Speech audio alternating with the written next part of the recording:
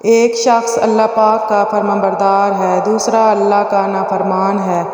دونوں مچھلی کا شکار کرنے جاتے ہیں۔ ایک اپنے بتوں کا نام لیتا ہے اور جال پھینکتا ہے اور اس کے جال میں مچھلیاں آتی ہیں۔ دوسرا اللہ پاک کا نام لیتا ہے اور جال پھینکتا ہے، اس کے جال میں کچھ نہیں آتا ہے۔ کوشش کرتے کرتے شام ہو جاتی ہے۔ وہ اللہ پاک کا نافرمان غیر اللہ پاک کا پکارنے والا اپنی مچھلیوں کا تھیلا بھر کر لاتا ہے، اور یہ اللہ پاک کا ماننے والا اپنا تھیلا خالی لے کر آتا ہے۔ اللہ پاک کا فرشتہ کرامن کاتبین، حساب کتاب لکھنے والا فرشتہ غمگین ہوتا ہے۔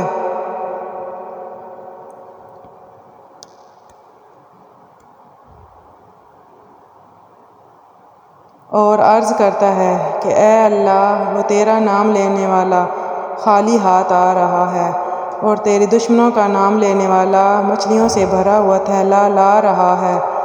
اس پر اللہ پاک فرشتے کو ان دونوں کا آخرت میں ٹھکانہ دکھاتے ہوئے کہتے ہیں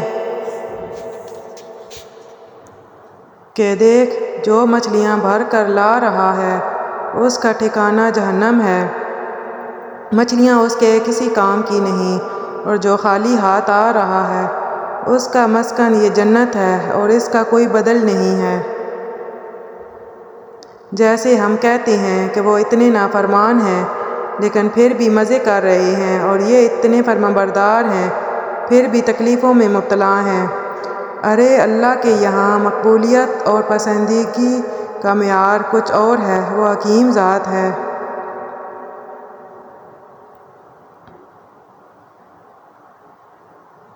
تم پر جب دو چیزیں ظاہر ہونے لگیں تو سمجھ جاؤ قسمت کھلنے والی ہے۔ نمبر 1، آدھی رات کو آنکھ کھلے اور اذان ہو رہی ہو۔ نمبر 2، کسی سفید پوش کی مدد کرو اور وہ تم کو دعا دے جائے۔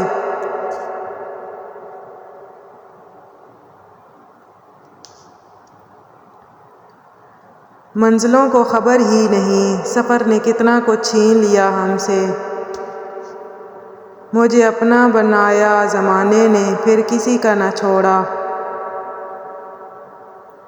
دور افق کی گہری چپ میں ہم اکیلے ڈھونڈ رہے ہیں بیتے لمحے، کھوئے لوگ۔ وقت کی سکھائی ہوئی باتیں تاعمر یاد رہتی ہیں۔ کبھی بھی کسی رشتے سے کوئی امید نہیں رکھنی چاہیے۔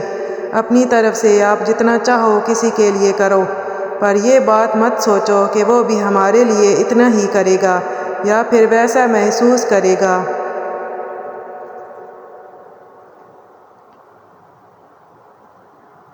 جیسا آپ اس کے لیے محسوس کرتے ہیں، کیونکہ جب امید ٹوٹتی جاتی ہے تو بہت درد ہوتا ہے اور آپ کسی سے کہہ بھی نہیں پاتے کہ آپ کو کتنا درد ہوا ہے۔ کبھی کبھی خود کے دلاسے بھی اذیت دیتے ہیں۔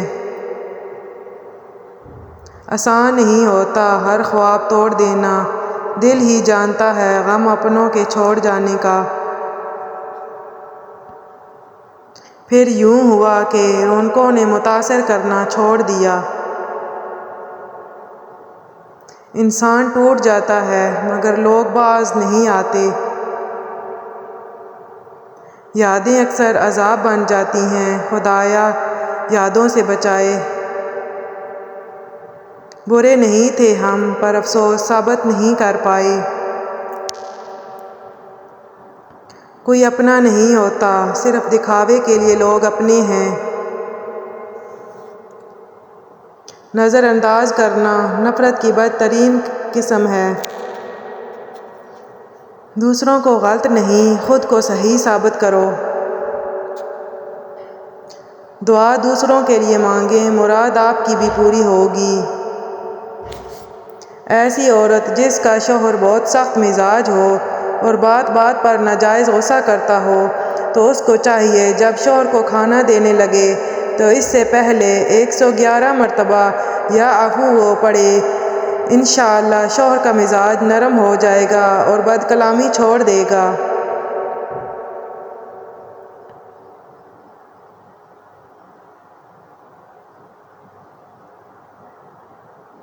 انسان سے غلطیاں ہو جاتی ہیں، لیکن انہیں ایک ناکام انسان اس وقت بنتا ہے جب وہ اپنی غلطیوں کا قصوروار دوسروں کو ٹھہرانا شروع کر دیتا ہے۔ اسی لیے کہتے ہیں کہ غلطی کے بعد چہرے کو بہانے کی چادر سے مت چھپاؤ، کیونکہ یہ چادر چہرے سے بھی زیادہ میلی ہے۔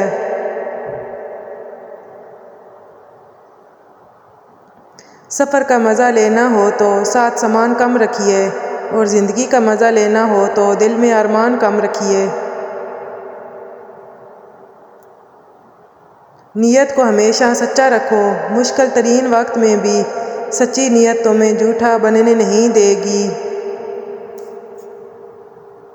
پاک ہے وہ رب جو برداشت سے بڑھ کر دکھ نہیں دیتا، مگر جب سکھ دیتا ہے تو انسان کی اوقات سے بڑھ کر دیتا ہے۔ باپ دنیا کی وہ بہترین ہستی ہے جس کی دسترخوان پر موجودگی اور کمرے کے باہر اتارے ہوئے جوتے بھی تحفظ کا احساس دلاتے ہیں۔ باپ روٹی ہے، کپڑا ہے، مکان ہے۔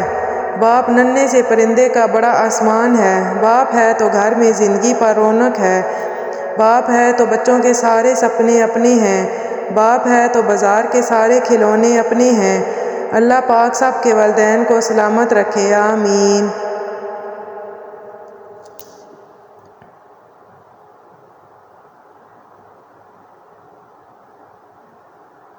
باپ اگر دنیا سے چلا جائے تو اس کے جاتے ہی 3 چیزیں ختم ہو جاتی ہیں۔ نمبر 1، شفقت والا ہاتھ جو ابو جان کے رخصت ہوتے ہی ہمیشہ کے لیے سر سے اٹھ جاتا ہے۔ نمبر 2، زمانے سے بچانا۔ باپ وہ واحد رشتہ ہوتا ہے جو خود کسی بھی مصیبت میں ہو، کسی بھی پریشانی میں ہو، مگر کبھی کسی کو اپنی اولاد پہ انگلی تک نہیں اٹھانے دیتا۔ نمبر 3، دنیا کے دھکے جب تک باپ زندہ ہوتا ہے کبھی محسوس ہی نہیں ہونے دیتا کہ کیسے اور کتنی مشکل سے کما کر لا رہا ہے، مگر جب یہ ہاتھ سر سے اٹھ جائے اور اولاد دنیا کے دھکے کھاتی ہے تو تب باپ کی بڑی کمی محسوس ہوتی ہے۔